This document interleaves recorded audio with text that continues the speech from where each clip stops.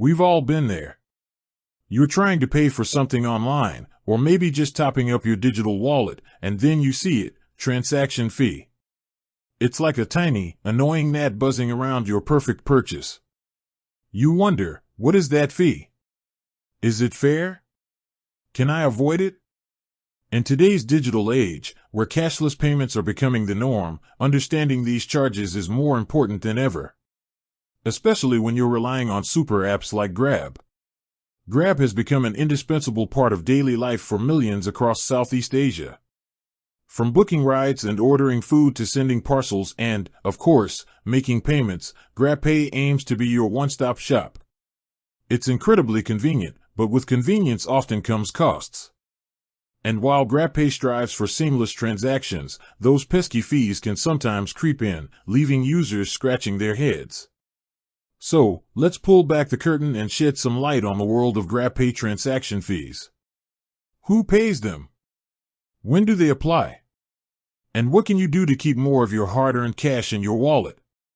First, let's clarify that GrabPay charges can be different for consumers and merchants.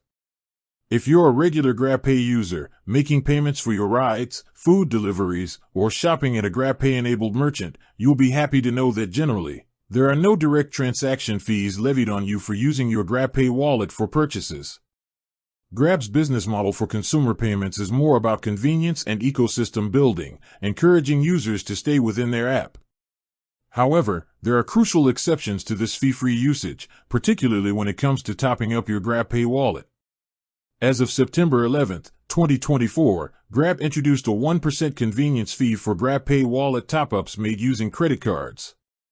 This applies to most credit cards, whether they're issued locally or internationally. So, if you've been habitually topping up with your credit card, be aware that you'll now see this small charge. The good news is, if you have a Maybank Grab MasterCard Platinum credit card, this 1% fee is waived. Also, you can still top up your GrabPay wallet for free using alternative methods like debit cards, online bank transfers, or even through specific bank direct transfers like GX Bank and DoNow. Now, what about if you're using a foreign credit card for direct payments within the Grab app, for services like rides or food delivery? Grab has also implemented a foreign payment method fee, which is typically around 3%. This is to account for the additional costs Grab incurs when processing international payments. So, if you're a traveler using a non-local credit card, this is something to factor into your costs. For merchants, the fee structure is different. Businesses accepting GrabPay will pay a merchant discount rate, MDR, which is a percentage of the transaction value. This can vary by country and transaction type, online versus in-person. For example, in Singapore, online GrabPay transactions might incur a fee of around 13 cents plus 2.8%, while in Malaysia, it could be 13 cents plus 1.5%.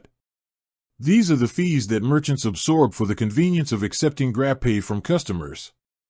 They also have specific fees for services like pay later installments and postpaid options, which tend to be higher due to the nature of those credit facilities.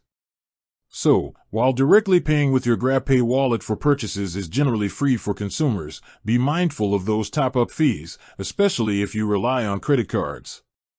And for those using foreign cards, a small foreign payment fee will apply. Always check the information tooltip within the Grab app before confirming any transaction, as it will clearly state any applicable fees. Understanding these nuances helps you navigate the digital payment landscape effectively and avoid any unwelcome surprises. With that said, thanks for watching and until next time.